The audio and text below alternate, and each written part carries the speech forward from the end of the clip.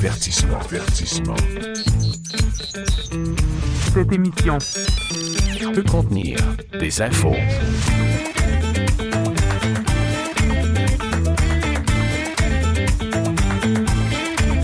Bonjour et bienvenue dans cette nouvelle édition de Peut contenir des infos. Salut Simon. Salut, comment ça va? Ça va, on dirait que t'as plein d'émotions. T'es-tu étouffé? Non, c'est parce que j'essayais d'avaler. Il arrive des moments comme ça où j'essaye d'avaler, puis on dirait que ça s'est passé.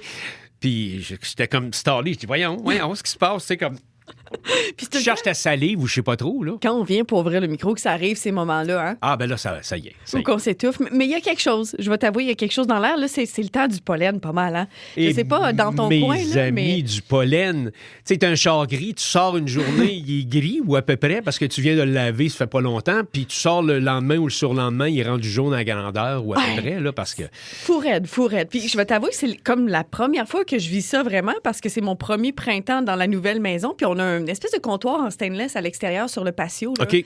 Puis c'est poilu.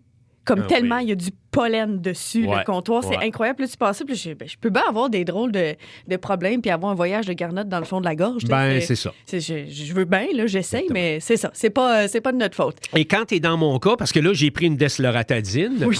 Où je pensais à Aerius, que je change, mais moi, j'achète les marques génériques. Tu sais, je suis oui, bien, on va sauver de l'argent. Moi, je suis allergique aux graminées, au pollen des arbres, aux chats, aux chiens, aux lapins aussi. Tu sais, la liste est longue, là.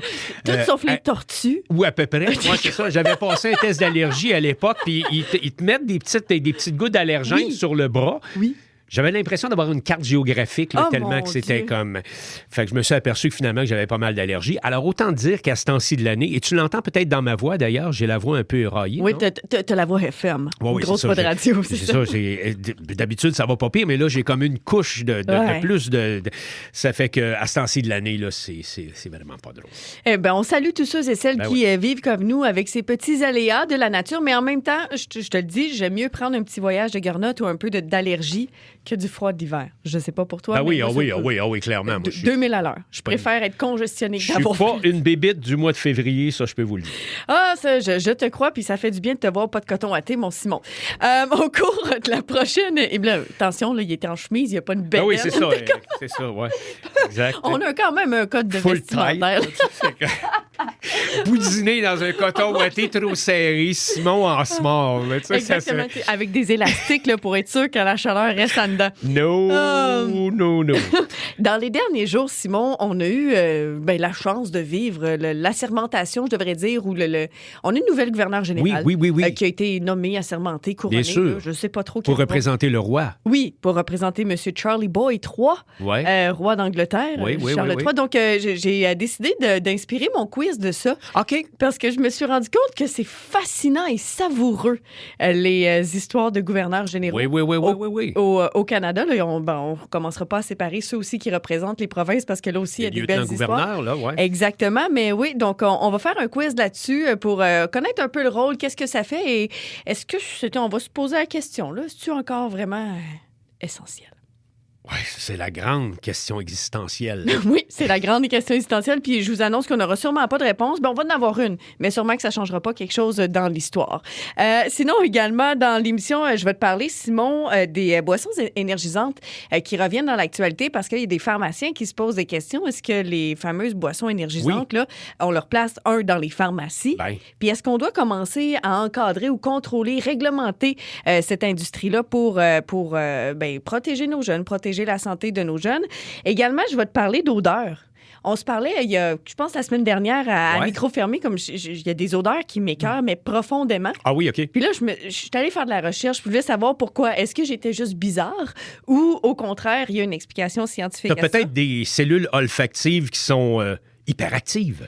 Exactement. Mais il y a une explication. OK. J'ai trouvé une explication. Ben, est-ce que c'est la bonne? C'est celle qui me convient. Ben, c'est ça. On verra, mais non, il y a une explication scientifique à tout ça. Puis pourquoi aussi il y a certaines odeurs qui, pour toi, vont pas te déranger, puis au contraire, tu sais, on a aussi... Des préférences, mettons. Oui, ou en tout cas des signaux ou des capteurs qui captent différemment certaines odeurs. J'ai hâte. Et juste avant de te passer la POC, je voulais juste glisser un mot et saluer les gens qui nous écoutent partout au Canada. Oui. Parce qu'on est chanceux, elle peut contenir des infos. On est diffusé sur 21 des 29 radios membres de l'Alliance Radio, ce qui est une pas pire moyenne au bâton. Oui, c'est une pas pire moyenne au bâton. Oui, puis en même temps, on est chanceux, on travaille fort, mais c'est grâce à nos radios locales qu'on peut vous parler un peu partout au pays. Donc, je voulais un peu saluer ces gens-là au cours de l'émission parce que déjà, c'est l'avant-dernière de la saison, Simon. On ne sera pas nostalgique, là, on ne se mettra pas à pleurer, inquiétez-vous pas. Mais l'avant-dernière, avant la pause pour l'été, puis on devrait revenir à l'automne, là, écoute, c'est Dieu le veut, hein, on verra bien. Donc, je voudrais juste saluer quelques gens avant de te passer la POC. Donc, les gens à Radio Victoria, à Boréal FM, à Plamondon, à la Calabiche, à CFRT, à Iqaluit, à Radio Cité, à Edmonton. Là, vous comprendrez que je suis plus dans l'ouest du pays.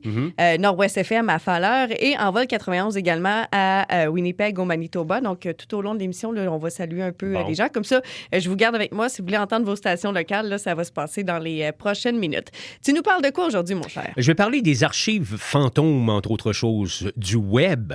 Parce qu'il y a des choses qui disparaissent quotidiennement du web. Oui. Mais il y a des gens qui essayent de les préserver. OK. Moi, il y a des choses qui disparaissent quotidiennement de ma sécheuse, mais ça, c'est une autre histoire. Ouais, ça arrive à n'importe qui, ça. Tu mets une paire de chaussettes, tu te ramasses juste avec un bas, puis à un moment donné, tu le retrouves, tu essaies de le matcher, mais finalement, tu avais acheté l'autre. Fait que... c'est ça, fait que là, c'est un cercle sans fin. Je vais parler du fruit le plus radioactif de votre cuisine. Okay. Vous avez un fruit radioactif probablement dans votre cuisine, puis vous le savez même pas. OK, fait que c'est une affirmation, là, ce que tu dis. Oui, non, mais c'est vrai, là, un fruit radioactif. Il y avait vraiment de la radioactivité. Pas très forte, mais quand même. Mais, oui, radioactif, il y a. OK, parfait. Puis, je veux te parler des bulles de savon. Ah, OK, comme quand on fait des bulles avec les enfants? Exactement, parce que l'été approche, là, on est quasiment dedans. On a un fan à la maison, nous, des bulles de savon de toutes sortes. Tu vrai? Faut toujours faire des bulles. Mais tu sais, à 4 ans, t'es pas habile, hein? Fait que quand tu fais un plat de bulles, il y en a 3/4 qui se ramassent sur tes souliers après 2 minutes, c'est ça. Bref. Et je vais répondre à la question, pourquoi les bulles de savon sont toujours rondes? C'est pas une affaire de friction d'air. Et veux-tu que je réponde à ça tout de suite? Ben, c'est toi le boss, mais comme j'essaie de penser à ma physique, peut-être. On a tous un petit côté enfantin en soi qui fait que quand on voit une bulle de savon, ça nous fait triper. Oui, c'est vrai, puis c'est beau. Il y a quelque chose de magique quand on prend des photos. Il y a un petit peu de couleur là-dedans aussi, hein, avec la. Oui, c'est ça. Alors, mais peu importe le moule qu'on va utiliser pour faire des bulles de savon, parce qu'il y en a de toutes les formes ou à peu près. Il y a des moules qui sont un peu carrés pour faire des bulles. Des fois, on va souffler dans. T'as jamais vu ça? Bien, il me semble qu'ils sont toujours ronds. Moi, les petits bâtons, sont longs, mais dedans, le petit bâton, il y a des petits ronds. Oui, c'est ça. Ou encore, il y a une étoile. C'est ça. Mais la bulle, elle va toujours redevenir ronde, peu importe la forme qu'elle a quand elle sort. Tu souffles dedans, elle sort, c'est comme tu souffles dans un cœur. Ouais. Mais la bulle, elle va toujours revenir ronde. Je ne me suis jamais posé cette question-là. Mais pourquoi? Pourquoi elle revient ronde? Je vous explique ça. Ouais, OK? Vas-y. C'est à cause d'une règle naturelle qui est toute simple. On appelle ça la tension superficielle. Si on voulait vulgariser, on parlerait de l'économie d'énergie. Oh, c'est simplement. Beau, oui, une bulle. Star. Alors, la raison pour laquelle la bulle va toujours redevenir ronde, c'est qu'elle cherche toujours à utiliser le moins d'énergie possible. C'est aussi simple que ça. Oh, ouais. Et c'est quoi la forme dans tout l'univers? Dans tout l'univers qui consomme le moins d'énergie pour renfermer un volume d'air, c'est la sphère. Oui, parce que puis là, la surface, il y a moins. Ben oui. C'est exactement ça. Alors, le mélange eau-savon va agir comme un petit ballon élastique autour de l'air. Et la tension superficielle, c'est une forme invisible qui tire dans toutes les directions de façon à réduire la surface d'exposition au minimum. OK. Au minimum. Et en géométrie, il existe une vérité absolue qui dit que la sphère, c'est la forme qui possède la plus petite surface possible pour un volume donné. Et c'est pour ça que si vous essayez de faire un cube avec une bulle de savon, ou une étoile, un canard, whatever. Un canard? S'il y en a, j'en ai déjà vu. Oui. Alors, ça va toujours revenir à une sphère. Et la nature, elle est très efficace. Elle va toujours choisir la solution la plus simple. Donc oui, si vous utilisez peu importe le moule que vous allez utiliser, c'est vrai que quand ça sort, ça a l'air d'un carré, mais quand ça se referme puis que ça redevient automatiquement une bulle. Puis c'est vrai aussi, des fois, quand il y en a plusieurs, tu sais, des fois, tu fais une grosse bulle, puis il y a plusieurs petites bulles sur la grosse bulle, ben ça prend quelques secondes, puis il y agglomère en juste une bulle. Ben c'est ça. Alors, essayez ça cet été, lancez un défi aux enfants. Dites aux enfants, on va faire des bulles cubiques Essayez ça. Hey, ça va les occuper. Regardez-les se débattre pour essayer de faire des bulles en forme de cube. Puis là, vous allez les voir se déprendre. Voyons, soufflez lentement, soufflez plus vite, essayez de... Puis là, finalement, expliquez-leur que c'est à cause de la tension superficielle puis que c'est pour une raison d'économie d'énergie. C'est vraiment intéressant. Merci, Simon. J'aurais aimé aussi que peut-être que là, dans une prochaine chronique, trouver l'espèce de recette idéale pour après ça faire ton mélange d'eau puis de savon à vaisselle. Oui. Tu sais, parce que c'est comme jamais évident. Il y a toujours une petite proportion. On va aller dans le métro, des fois, t'en mets pas assez. Là, c'est comme ça. Oui, c'est ça, t'en mets trop assez. Puis c'est comme je disais, c'est le fun, les bulles, mais souvent, ça se ramasse par terre parce que, on est un petit peu maladroit puis on les échappe. Mais c'est pas grave, c'est un beau plaisir. Parlant de plaisir d'été, je voulais nous parler aussi du concours. Oui. La radio partout, en tout temps, tout l'été. Beau concours que tu as travaillé très fort dessus et qui va débuter très bientôt, Simon. Donc, ça va être du 22 au 26 juin, partout dans nos 29 radios membres, donc radio francophone, puis on a radio web aussi à l'île du Prince-Édouard. Oui, absolument. Donc, 28 radios sur les bandes FM et une radio sur le web. Et donc, c'est le fait de cette publicité-là, où en fait, notre but de la promotion, c'est vous montrer que la radio est essentielle partout, en tout temps, qu'il fasse beau, qu'il fasse pas beau, qu'il y ait du courant, qu'il y ait de l'Internet, qu'il n'y ait pas rien. Qui est là, Simon? Il y a la radio. Il y a toujours la radio. Hey, c'est de valeur. Les gens auraient dû voir cette petite danse-là. À un moment donné, il va falloir filmer ça, cette émission-là, puis mettre ça dans les internets. Simon qui fait des... Exactement, Simon qui fait l'air d'une sentinelle de l'air. Mais oui, c'est ça. Ça, c'est la radio.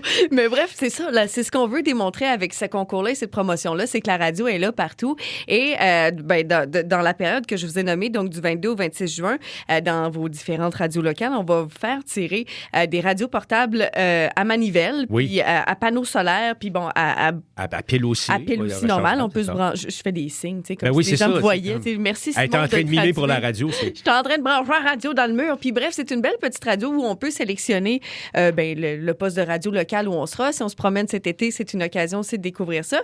Et puis en même temps, c'est une lampe de poche, c'est un outil si jamais il arrive quoi que ce soit dans des situations d'urgence, parce qu'on n'est pas sans savoir que de plus en plus le climat change ici au Canada. Oui. Fait qu'on est là pour démontrer que la radio est un outil essentiel. Et puis merci à Nala également, notre collègue, qui a tout empaqueté ça pour mettre ça dans des sacs pour envoyer ça dans les régions, parce que les gens de nos stations de radio vont venir nous voir ici à Ottawa. On va leur remettre le paquet de radios qu'elles vont pouvoir attribuer dans leur station. Puis c'est Nala qui a tout emballé ça, tout ça. J'étais allé la voir l'autre jour, j'ai dit, tu travailles tout seul, tout ça? Elle dit, oui, elle fait ça comme une grande. Fait que...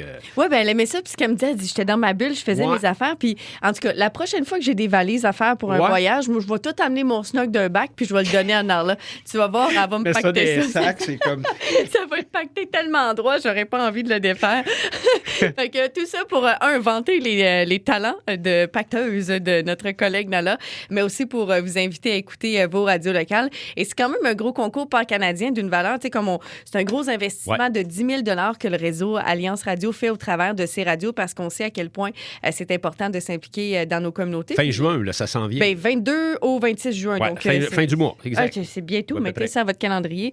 Puis suivez aussi la mécanique et la façon dont vos radios locales vont faire tirer ces magnifiques radios-là. Au retour de la pause, Simon, je vais te parler des boissons énergisantes. On va se questionner.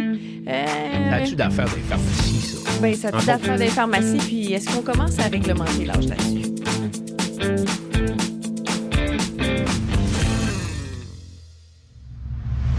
Avertissement.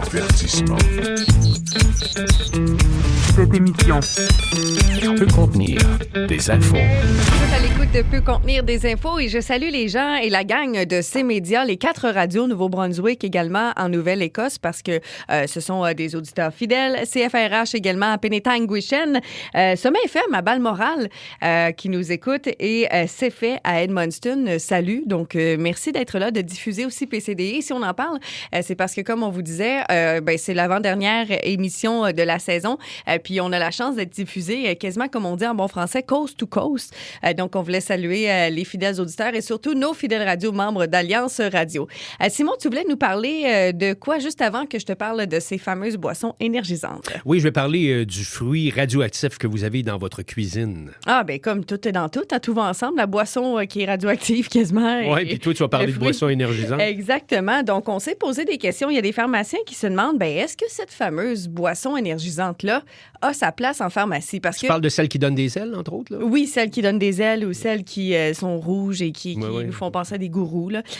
Bref, on se pose beaucoup de questions. Puis là, c'est venu dans l'actualité dans l'Est du Québec. OK. Également dans l'Est du Canada. Puis, je dis l'Est du Québec, dans le Québec normal. Je voulais situer dans Oui, l'Est la province qui est dans l'Est Oui, du pays. Ouais. Exactement, merci. Et puis...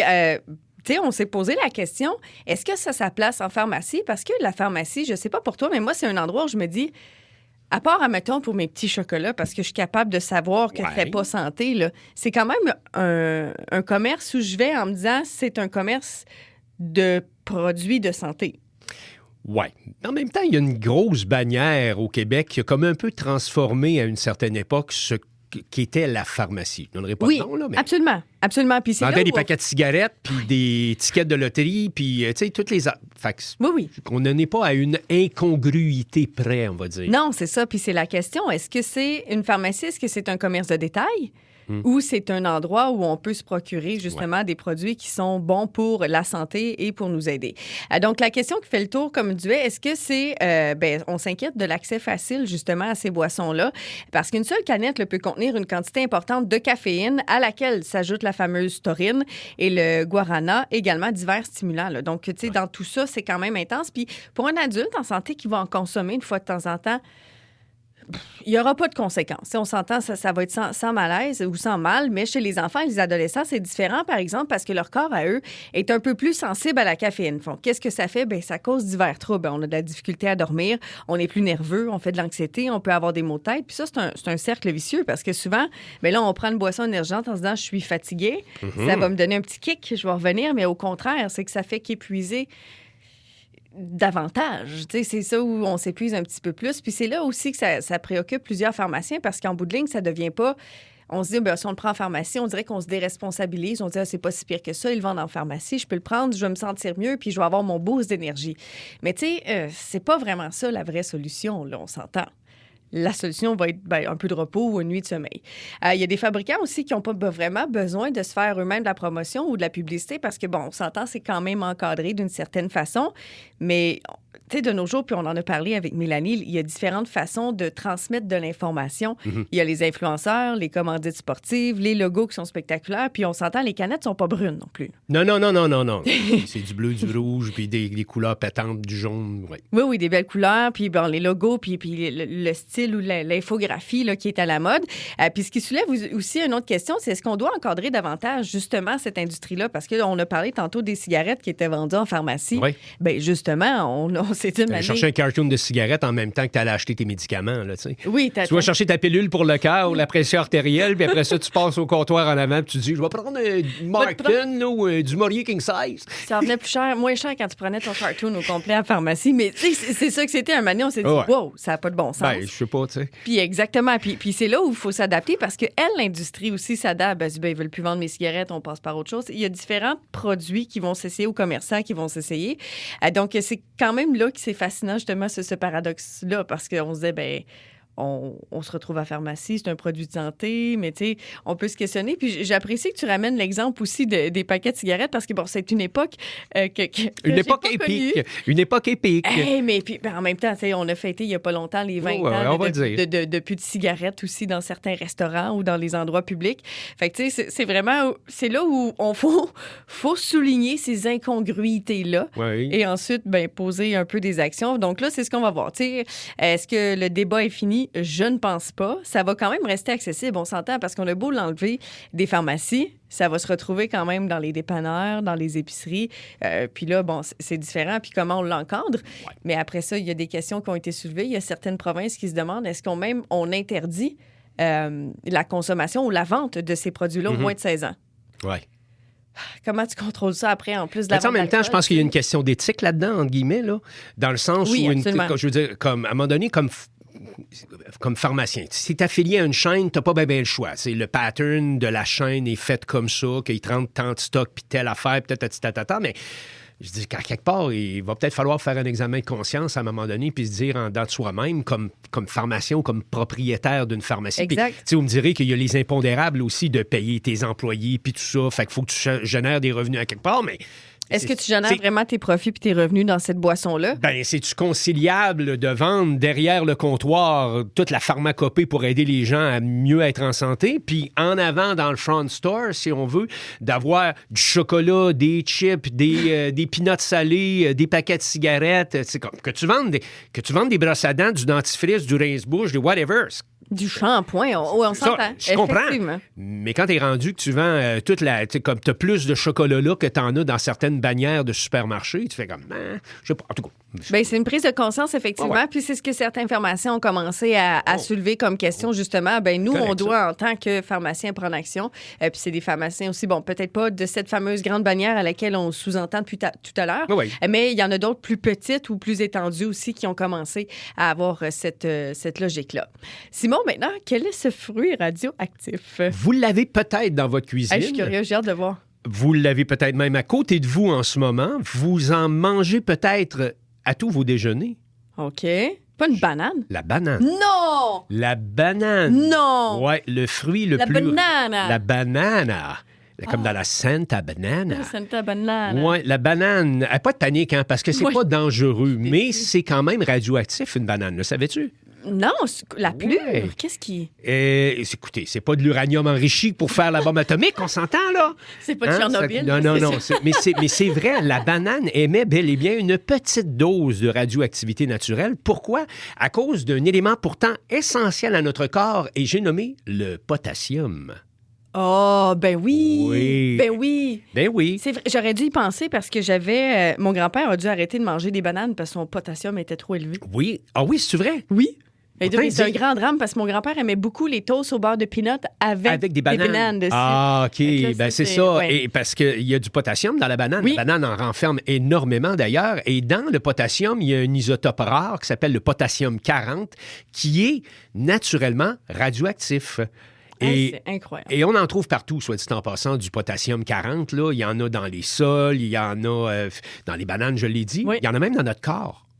On Ah, a- ben j'imagine, on a tout un peu un certain taux de potassium. On a hein. un peu de radioactivité dans le corps, absolument, absolument. Le potassium, c'est d'ailleurs un nutriment essentiel au bon fonctionnement de nos cellules et c'est lui qui est responsable de la majeure partie de la radioactivité naturelle, d'ailleurs, que nous avons tous dans notre corps humain, que vous le vouliez ou pas. Vous êtes tous un tout petit peu. Écoute, c'est infime. Là, Pas on comme s'entend, Marie là. Curie, là, on Non, s'entend, non, on n'est non, pas c'est radioactif comme ça, là, mais c'est drôle parce que tu me fais penser à ça, puis toute l'image que j'ai depuis tantôt, depuis que tu nous parles, c'est, tu sais, les Simpsons avec la centrale nucléaire, là. Ouais. Il va juste Homer Simpson qui s'en va chercher des bananes dans l'affaire. Je sais pas pourquoi. C'est l'image que j'ai avec son gros soute, là. Et même que le potassium dans la banane est présent à un point tel que les scientifiques s'amusent même à mesurer certaines doses de potassium en équivalent banane. Ah! Ouais. Comme par exemple, on va dire que... Banana for scale, comme pour une échelle Je de sais pas, banane. ben, c'est comme prendre un vol en avion, par exemple, ça équivaut environ à 100 bananes de potassium, genre. L'émission de potassium est à peu près 100 bananes. OK. Alors que Ça tout le monde aussi, c'est une drôle d'image. J'imagine, t'es en avion, Ouais. qu'il y a juste 100 bananes qui tombent garoche tout le temps. des bananes. Une radiographie dentaire, c'est à peu près, tenez-vous bien, l'équivalent de 50 000 Oh my bananes. God! 50 000? 50 000 bananes. Pour prendre la photo de tes racines Ben oui, dedans? parce que là? c'est un peu radioactif, là, le rayon X et tout ça, puis Ouais, mais ça dit tout une ce qu'on radio. Ben oui, c'est ça. La dose dangereuse pour un humain, des millions de bananes. Des millions. Fait qu'arrêtez de paniquer, là, que vous savez maintenant que vous avez une petite patente radioactive pas très loin de vous autres sur le comptoir de la cuisine, Moi, probablement. j'ai un rack à bananes, en plus. Ben oui, mais tu sais, il faudrait littéralement manger des palettes et des palettes de bananes pour que ça devienne un problème. Et ce qui est fascinant, c'est que cette radioactivité, elle est totalement naturelle, qu'on se le tienne pour dire. Oui. Il y en a partout. Il y a du potassium, là, il y en a dans le sol, tu sais, fait que c'est ça.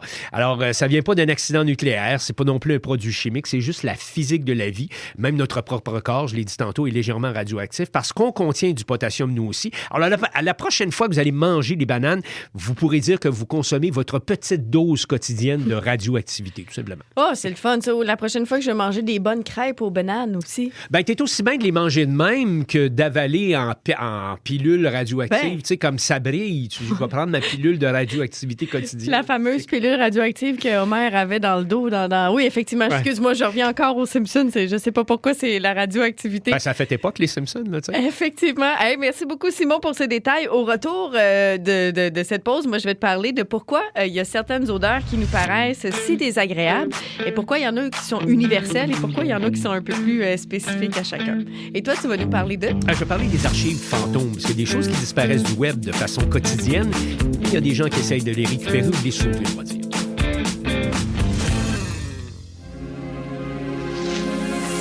Pour rester en contact avec Peut contenir des infos, abonnez-vous à notre page Facebook.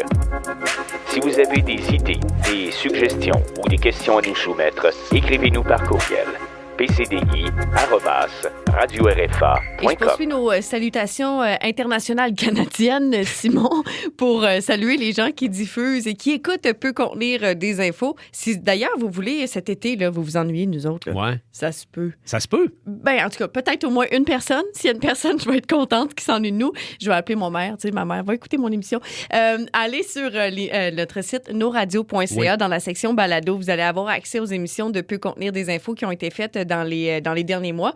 Puis aussi, vous avez accès à toutes les radios. T'as l'air de rire. Maman va écouter mon émission.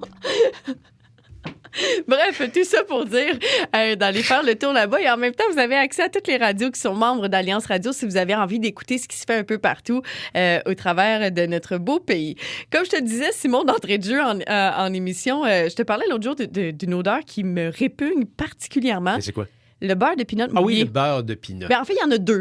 Mouillé, ouais, quand Oui. ça traîne là, dans un bocal de beurre de pinot dans le fond de l'évier, mettons. Oui, tu sais, puis moi, il faut dire, je mange pas vraiment de beurre de pinot. Mon chum mange ça à cuillère. Mon fils mange ça à cuillère. Fait que, bon, tu sais, comme tu vois, j'ai pas déjà l'intérêt là. OK, il y a comme deux, c'est comme... Oui, il y a deux clans, Il y a je deux suis seule pôles, dans là, ma c'est gang. ça. Même les chats aiment le beurre de pinot à la maison. Moi, j'aime pas ça. Même le pôle Nord et le pôle Sud sur le globe terrestre sont plus à l'opposé que toi et ta famille, genre. Là. Exactement, OK. exactement. T'as tout compris. Puis là, ben, souvent, quand ils finissent le pot de beurre de pinot, mon chum veut garder le pot pour rien. Tu sais, pour que ça financer- traîne. Ben, Ouais, c'est ça. on pourrait mettre quelque chose là-dedans, puis finalement, tu finis par jamais rien mettre, puis ça traîne à quelque part, puis en tout cas, ça te dérange pendant des années. Puis là, quand tu le jettes, t'en as besoin 2 semaines plus tard. Bref, ce pot-là qui traîne dans l'évier, ben, avec du beurre de pinot, l'odeur. Ah oui, c'est sûr que ça sent. C'est... Ouais, Ah! c'est ça. Simon, c'est vraiment... Puis la même chose quand tu viens de faire des œufs, surtout des œufs brouillés, on dirait. OK. Là. Ça, j'ai moins de misère, là, mais tu nettoies la poêle. j'avoue que le bocal de beurre de pinot avec de l'eau dedans, là, tu sais, comme qui s'imprègne de toutes les odeurs, puis ça, là, tu laisses ça ouvert là, dans les... Ouais, ça, c'est, Non, c'est fait- fort, ça. Oui, puis tu sais, comme c'est bon, c'est vraiment pas une bonne odeur. Fait que, tu sais, pourquoi il y a des odeurs comme ça, comme l'odeur du beurre de pinot pour moi ou l'odeur d'une poubelle, qui nous donne envie de un petit haut le cœur, ou encore il y a des odeurs qui nous font complètement saliver, comme l'odeur du bacon qui grille. Ah, ben là, ouais, c'est comme t'es T'sais, dans un autre registre, là. Exactement. Puis là, inquiétez-vous pas, je vous parlerai pas d'affaires qui puent pendant 13 minutes. Là, on va avoir des choses qui vont être agréables aussi. Puis en fait, la réponse est fascinante, Simon, parce que c'est pas vraiment ton nez qui décide si c'est quelque chose qui te répugne ou c'est une odeur que t'aimes. En fait, une odeur, là, c'est des milliers de petites molécules qui flottent dans l'air. Oui. Puis là, quand t'en expires, les molécules rentrent dans ton nez, Oui. atteignent une petite zone qui est appelée la zone muqueuse olfactive, qui est vraiment tout petite. là. C'est vraiment Oui, un oui, petit bout. Et c'est ça qui capte les différentes odeurs. Bon, une fois que ça c'est détecté, tu me dis, ben là, on sent des affaires. Oui, effectivement. Puis là, ça envoie un signal au cerveau. Et c'est OK. là qu'on sait si c'est un signal positif. Oui. Ah, ça sent bon. Ou un signal négatif. Ah, le beurre de pinot trempe. C'est là qu'on sait. Tu sais, c'est comme ça qu'on sait. Et ça peut gérer, en fait, c'est avec 2 informations et 2 régions très importantes du cerveau. L'amygdale qui gère l'émotion, donc OK. le bonheur ou le pas bonheur, et l'hippocampe qui gère les souvenirs. OK, en un mot comme en mille, c'est pas tout le monde qui gère les odeurs de la même façon. C'est ça que tu es en train de nous dire. C'est tellement bien dit. Nous ne gérons pas tous les odeurs de la même façon parce que là, quand le cerveau reçoit ces informations, il se demande, est-ce que je connais cette odeur-là? Je l'associe-tu à quelque chose de positif? Puis est-ce que c'est dangereux? Ouais. Puis là, après ça, le cerveau, il va rendre son verdict. Et là, c'est pour ça que pour certaines personnes, un parfum qui va sentir bon, ça sent bon. Mais toi, si ce parfum-là avait été associé à une professeure qui t'a fait échouer un examen, Oui. ça se peut que tu l'aimes pas, le parfum. OK, OK, Jamais. OK. De toute ta vie. Parce que ton souvenir est comme négatif et c'est émotionnel. Puis il n'y a pas juste les souvenirs, là. Inquiétez-vous pas, là, c'est pas juste une affaire d'émotion, là, les odeurs. Il y a l'évolution aussi qui joue un énorme rôle parce que pendant des centaines de milliers d'années, quand on évoluait, on était capable de sentir si des choses étaient dangereuses pour nous, c'était pourri ou bref, c'était des choses qui étaient toxiques. On était capable de le faire, puis en quelque sorte, c'était un mécanisme de protection intégré, si on veut, le dégoût. Parce que vu on se protégeait de c'est pas bon pour moi, je le mangerai pas. Et c'est là où ça devient encore plus intéressant, c'est quand on regarde aussi le côté culturel. Bon, parce qu'il y en a pour qui le fromage très fort, ça va sentir la petit pied. Oui. Puis il y en a d'autres que pour eux autres, c'est... Ah, c'est délicieux. Puis voyons, ça sent pas, ça goûte pas ce que ça sent. Du bleu, bon. Là, tu sais, vraiment... Ah, moi, j'aime le fromage. Ouais. J'adore le fromage. Mais le beurre de pinot mouillé, pas capable. OK. Donc, autrement dit, c'est nos narines qui ont aussi une identité culturelle. Donc, c'est vraiment à ce moment-là qu'on sait si c'est une agression ou si on aime ça dans notre nez. Et il y a aussi le contexte, Simon. Parce que là, imagine, il est 6h30, 7h. Puis là, toi, t'as envie de souper, t'as faim. Une poutine. Ça sent bon, une bonne poutine. Oui, bien pour moi. Oui, pour toi. Mettons pour moi aussi, ou n'importe quoi. Imaginez votre repas préféré, ou peu importe. À 7h30 le matin, après une nuit difficile, une poutine va peut-être... Ouais, c'est ça. Fait que, tu sais, comme le cerveau évalue aussi l'environnement quand il est le temps de se nourrir. Puis il y a certaines odeurs aussi qui nous paraissent plus agréables alors qu'elles peuvent être nocives, tu sais, comme l'essence. Oui. Il y en a qui aiment l'odeur de l'essence et ça, c'est comme encore un peu inexpliqué par la science. C'est pas parce que, tu sais, on sait que c'est dangereux, on sait qu'on n'aime pas, mais il y a une espèce d'action dans les molécules puis dans les muqueuses olfactives qui joue que certaines personnes vont adorer le bruit ou encore, il y a certaines personnes qui ont l'espèce d'odeur de produits chimiques. Tu sais, il y en a que le chimique, ça attire, puis bon, la science est en train ça les répugne, ouais. Exactement, à savoir pourquoi. Il y en a qui sentent un grand danger, puis il y en a qui, au contraire, trouvent que ça sent vraiment bon. Et en terminant, là, en quelques secondes, il y a aussi le moment où notre cerveau décide d'ignorer des odeurs et c'est ce qu'on appelle l'adaptation olfactive. Donc, tu vois, mettons, on peut rentrer dans une nouvelle pièce, dans un nouvel environnement, ça va sentir quelque chose. Puis après quelques minutes, là, on ne sentira plus rien. OK. C'est parce que le cerveau a fait, c'est beau, j'ai compris, ça sent ça ici. Puis un moment donné, il fait comme une espèce de pause sur certaines odeurs parce que sinon, on passerait la journée à être bombardé d'odeurs et d'odeurs, puis là, ça finirait plus, puis on aurait, tu sais, comme ça serait quand même beaucoup de stimuli. Donc, c'est un peu pour ça qu'il y a des odeurs qui sont répugnantes pour certains, et fait que c'est associé à des souvenirs. Fait que là, tu me demandes d'où ça vient, ce souvenir de beurre de pinot-là mouillé. Aucune idée. Ben oui. Puis la même chose pour les œufs mouillés, aucune idée. C'est juste ça pue. Bon. Peut-être que je suis un enfant spécial. Mais tous les goûts sont dans la nature aussi. Oui, et tous les dégoûts sont dans la nature. Et tous les dégoûts sont dans la nature, bien raison. Moi, je veux te parler d'Internet puis des choses qui disparaissent de sur Internet. Oui. Parce qu'on pense que quand c'est sur Internet, ça reste, hein? Oui, on a un peu peur qu'il y ait des traces. Fais attention quand tu mets une photo ou quand tu publies quelque chose sur Internet parce que ça va rester... Quand c'est en ligne, c'est pour toujours, mais c'est faux. OK. Il y a des choses qui disparaissent et pas mal à part de ça. Mais c'est jamais les choses qu'on voudrait qu'ils disparaissent, par exemple. Ben non, ça c'est sûr. Là, mais il y a maintenant le droit au retrait aussi. Hein. Tu peux demander, par exemple, à Google de désindexer des contenus. Ah oui. Tu as le droit de faire ça maintenant. Et chaque jour, il y a des morceaux entiers de notre mémoire collective, pour ainsi dire, qui disparaissent de l'Internet. Des vidéos, des articles, des podcasts, même des sites au complet, pouf, comme disparu, comme par magie, comme ça. Ah, pas parce que quelqu'un le désactive, juste parce que... Ben, tu sais, à un moment donné, il y a peut-être un éditeur de site web, un webmestre, on va dire, qui, à un moment donné, il voit un article puis il dit, ça prend trop de place ou ça n'a plus rapport ou c'est pas trop. C'est désuet puis il enlève carrément. Puis peut-être que toi, tu tripais d'aller lire cet article-là une fois par année parce que, ça parlait du temps des fêtes puis ça donnait des comptes. Oui. C'est ça. Et ce dont je vous parle aujourd'hui, c'est pas un sujet vraiment technique, mais c'est un sujet de mémoire collective dans une certaine mesure. Parce que ce qui est bizarre, c'est qu'il y a des écrits qui datent d'il y a des milliers d'années ou presque, qui sont encore totalement lisibles et auxquels on a encore accès par la magie, par exemple, des bibliothèques ou encore des archives publiques et tout ça. Mais pourtant, il y a des contenus qui sont sur Internet depuis à peine 20-25 ans, puis tout à coup, ça disparaît comme ça, puis on n'en entend plus parler. Et qui sont pourtant importantes, ces archives-là, parce qu'elles témoignent de leur époque. Il y a des nouvelles, par exemple, qui étaient présentes sur des sites web en ligne, puis tout à coup, il y a quelqu'un qui, pour une décision arbitraire ou pour une autre, il a décidé à un moment donné que non, il fallait que ça disparaisse. Oui, ça, c'est quand même inquiétant quand tu y penses parce que c'est, comme tu le dis, c'était une photo du moment, de ce moment-là, à cette époque-là, puis ça reflète justement des pensées qui peuvent justifier où on en est rendu. Mais heureusement, il y a des sites où il y a des initiatives pour tenter de sauver les choses qui disparaissent du web. Je pense par exemple à l'Internet Archive ou encore à la Wayback Machine qui existe pour sauver des vieux sites ou nous montrer des pages d'anciens sites web. web ou de fichiers numériques. Écoutez, Internet Archive, là, puis la Wayback Machine, c'est 866 milliards de pages sauvegardées. C'est immense. Fait que ça, c'est tout ce qui a été effacé. Oui, qui sont disparues ou qui sont qu'on a archivées au fil du temps. Okay. Les bibliothèques nationales, comme la Library of Congress aux États-Unis, Bibliothèque et Archives Canada, BANQ, là, au Québec, là, la Bibliothèque et Archives nationales du Québec. Ça archive des portions nationales, mais c'est pas tout ce qu'il y a en ligne. Il y a des archivistes bénévoles, il y a des médias qui numérisent leurs archives. Mais ce que je veux vous dire, c'est pourquoi ça disparaît? C'est la grande question. Parce que tu te demandes, tu dis, OK, mais comment ça se fait que ça disparaît? Qui prend cette décision-là? Il y a plusieurs. Je vous dirais qu'il y a à peu près 5 grandes causes. La première, c'est parce que des plateformes ferment ou encore changent drastiquement. Ouais. À titre d'exemple, MySpace, en 2019, a perdu d'un coup 50 millions de chansons. Oh mon Dieu! 50 millions. 50 millions.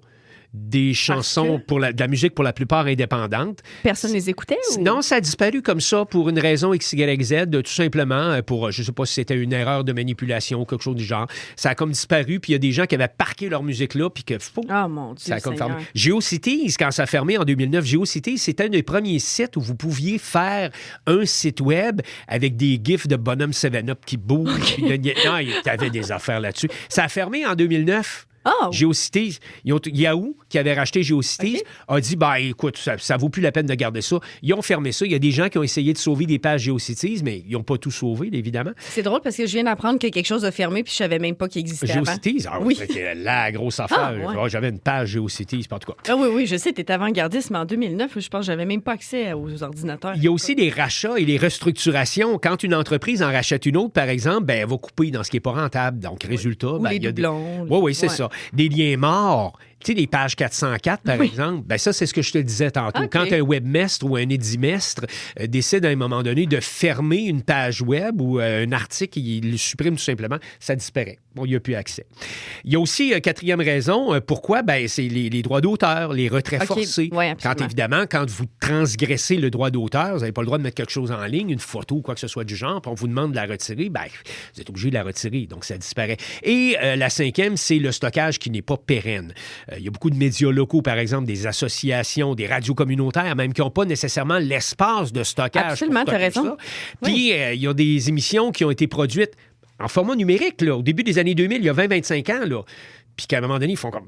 on n'a plus de place. Il faut faire des choix. Ça. Ouais. Fait que ça disparaît, tout simplement. Ça, c'est triste. Puis, tu sais, c'est justement, comme tu dis, c'est Et c'est quand même pas anodin parce qu'on perd des preuves de notre époque quand ça disparaît. On perd de la culture du quotidien, on perd la mémoire locale, on perd la diversité. Mais, comme je vous l'ai dit tantôt, heureusement, il y a des projets qui travaillent à préserver la mémoire numérique, notre mémoire collective, dans une certaine mesure.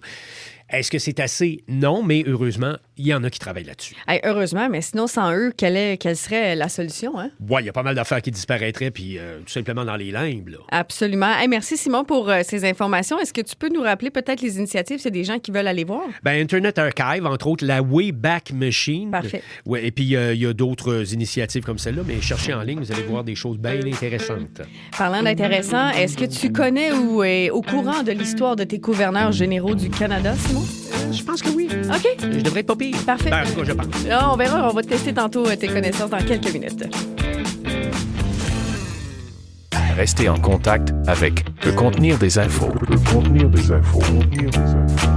Écrivez-nous par courriel. pcdi@radio-rfa.com.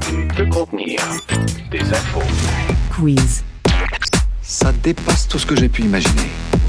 Le quiz. Le quiz. Et le quiz pour cette semaine est nommé le gouverneur ou la gouverneure générale du Canada. Rôle, pouvoir, histoire et controverse. Ah oui, des controverses. Oui, voilà. Donc, c'est quelques-unes des dernières années. Là. Oui, c'est croustillant la vie des gouverneurs généraux canadiens. Et si vous vous en souvenez pas, on va vous le rappeler. Ça va me faire plaisir dans ce beau quiz. Donc, Simon, 12 questions. Okay. Puis si jamais on a du temps, j'en ai comme 2 bonus. Là. J'étais un peu énervée dans la conception de mon quiz. Tu tripais gouverneur général, tu t'es dit, moi, y aller, m'a me donner. En fait, c'est que je savais pas qu'il y avait tant de choses intéressantes à raconter là-dessus. C'est fascinant. Oui. Comme le dirait un certain M. Tisserle, fascinant. Fascinant. Voilà. Donc, 12 questions, mon cher, puis on va commencer par mettre la table. Question numéro 1. Quel est le rôle principal de la gouverneure générale du Canada? Parce que là, dans les derniers jours, c'est Louise Arbour qui a été nommée la 31e gouverneure générale. Donc, est-ce que son rôle, c'est de diriger le gouvernement, représenter le roi du Haut-Canada, contrôler les finances du pays ou commander les provinces? Ben, c'est une représentante du roi, mais c'est aussi notre plus haut chef d'État. Ça fait ça? Oui. Ben oui. Oui, mais il faut que tu Mais c'est la représentante du roi. Oui, bonne réponse. Donc, voilà, elle est représentante officielle du roi au Canada. Et bien qu'elle ne gouverne pas le pays au quotidien, elle exerce plusieurs fonctions essentielles, comme tu disais, en démocratie canadienne. Donc, c'est elle qui ouvre les sessions au Parlement. Elle accorde les sanctions royales. Elle nomme le premier ministre. Une fois qu'il a été élu, là, il faut qu'il soit nommé là, officiellement avec un coup d'épée. Là. Un coup d'épée. Pas dans le dos, alors? Non. Juste sur l'épaule. Là, juste sur l'épaule, fatling. Et il représente le Canada. T'as pété une clavicule, fesse moins fort. Pas il fait fort pour le premier ministre, ça commence avec le coup.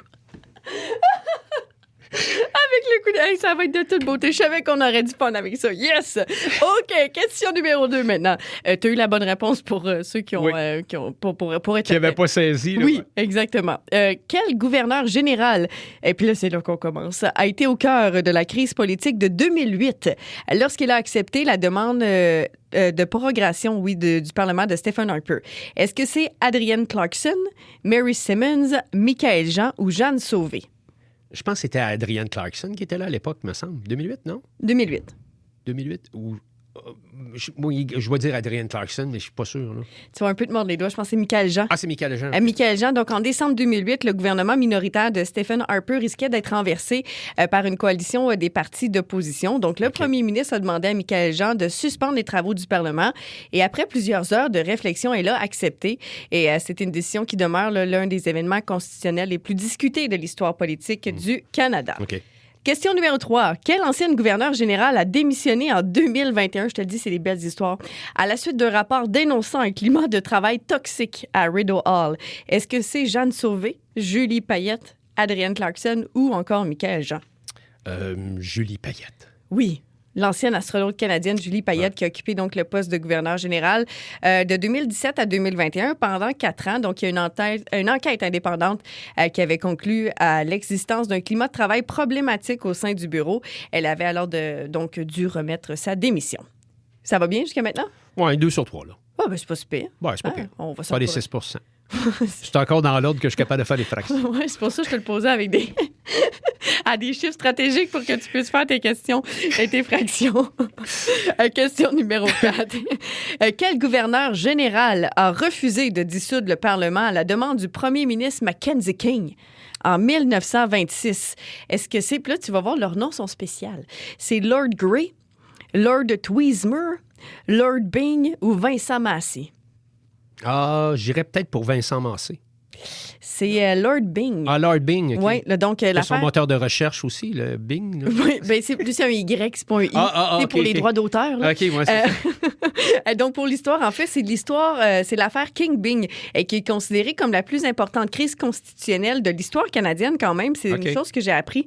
Lord Byng avait refusé de déclencher des élections en estimant qu'une autre option gouvernementale était possible. Et la décision, évidemment, avait provoqué un débat majeur sur les pouvoirs du gouverneur général et avait contribué d'ailleurs à l'évolution de l'indépendance du Canada face au Royaume-Uni parce qu'à l'époque, c'était des lords et des lords. Donc, c'était de descendance britannique. Donc, c'était eux qui représentaient la OK. couronne.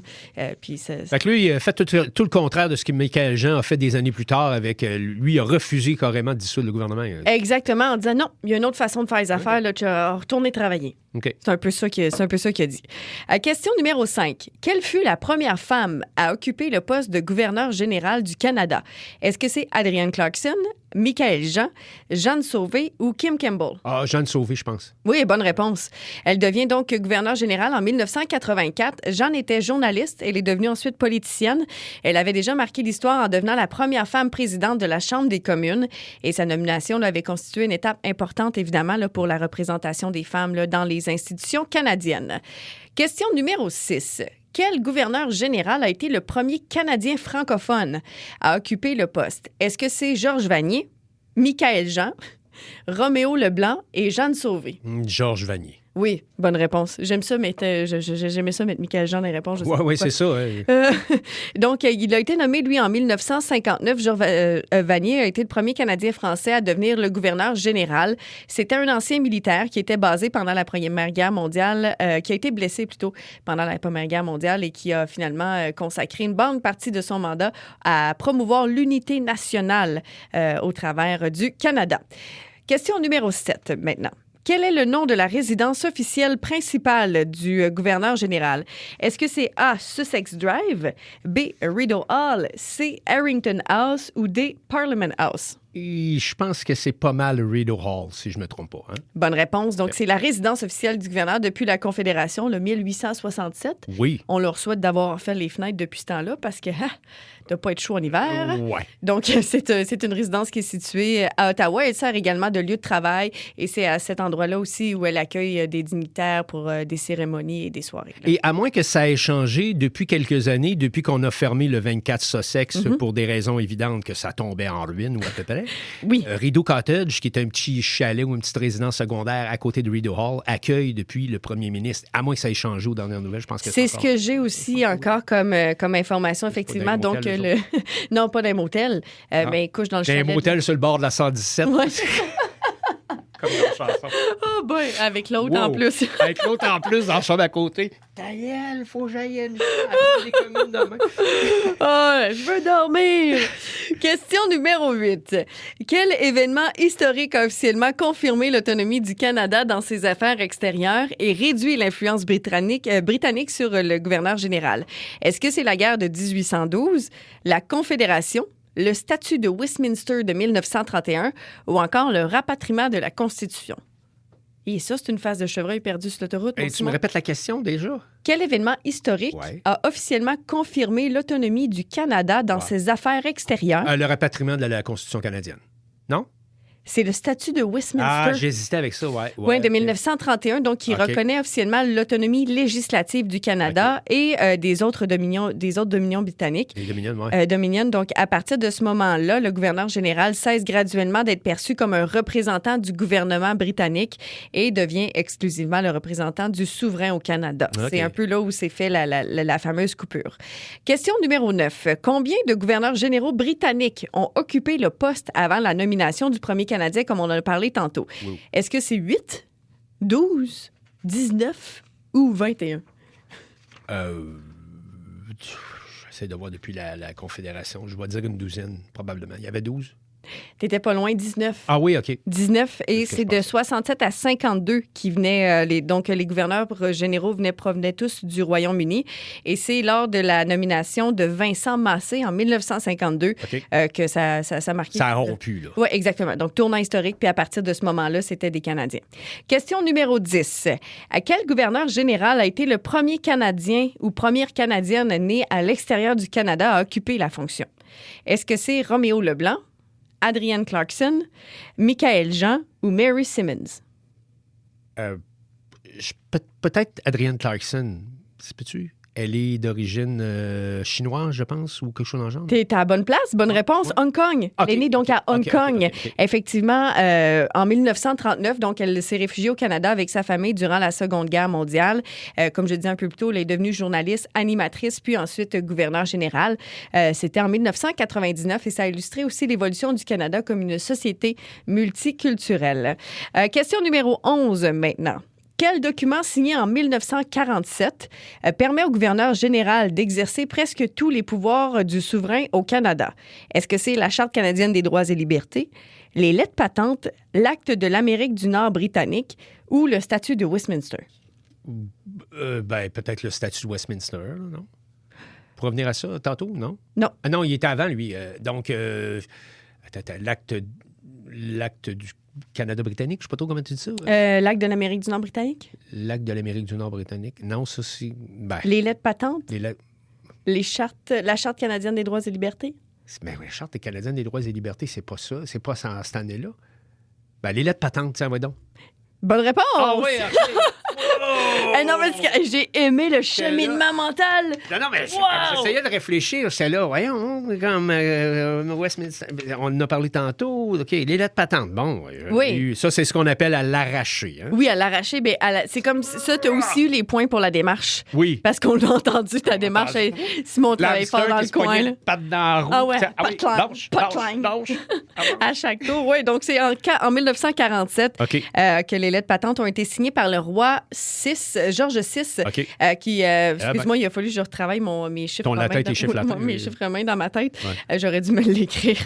On fait ça d'habitude, on l'écrit sur papier, mais bref. Donc, qui ont permis au gouverneur général d'exercer presque toutes les fonctions du chef d'État sans que le souverain ait à intervenir directement. Et encore aujourd'hui, là, la base juridique du rôle moderne est basée là-dessus. Question numéro 12. Maintenant, et ce sera la dernière question. Quel est le rôle du gouverneur général lors de l'adoption d'une loi fédérale? Est-ce que c'est d'écrire la loi, débattre la loi à la Chambre des communes, accorder la sanction royale ou encore voter la loi au Sénat? Mets le rubber stamp dessus.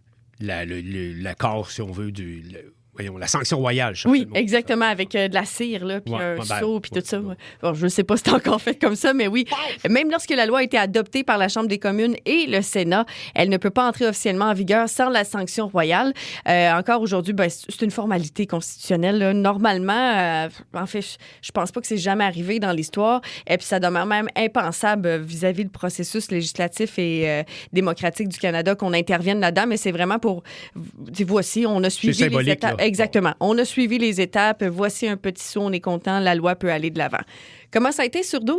Bien, 75 8 sur 12. Bravo, puis tu as même pu faire un pourcentage. Oui, T'es-tu oui, oui. pratiqué en fin de semaine? Ben, non, mais je me suis dit, j'ai été chanceux. J'ai dit, on va essayer de frapper un chiffre que je suis capable, là, tu sais, plutôt que d'avoir 9 ou, tu sais, non. Fait que toi, t'as visé ce chiffre-là pour être capable de me donner le pourcentage. Eh bien, good job! Ouais, Bonne job quand même. content. Puis c'était mon dernier quiz de la saison. Le prochain quiz, c'est toi qui vas le faire. Oui, c'est moi qui va clore la semaine prochaine. Oui, qui va clore. Ah, OK. Hein? On a gardé la cerise pour le Sunday pour la semaine prochaine. Et parlant de cerise sur le Sunday aussi, on aura Benoît Charette qui va être avec nous pour une dernière chronique automobile. En tant qu'à parler de voitures, de vacances, je pense que c'était le gars tout à propos pour nous conseiller. Qu'est-ce que t'en penses? Ah oui, absolument, tout à fait d'accord. On se retrouve la semaine prochaine?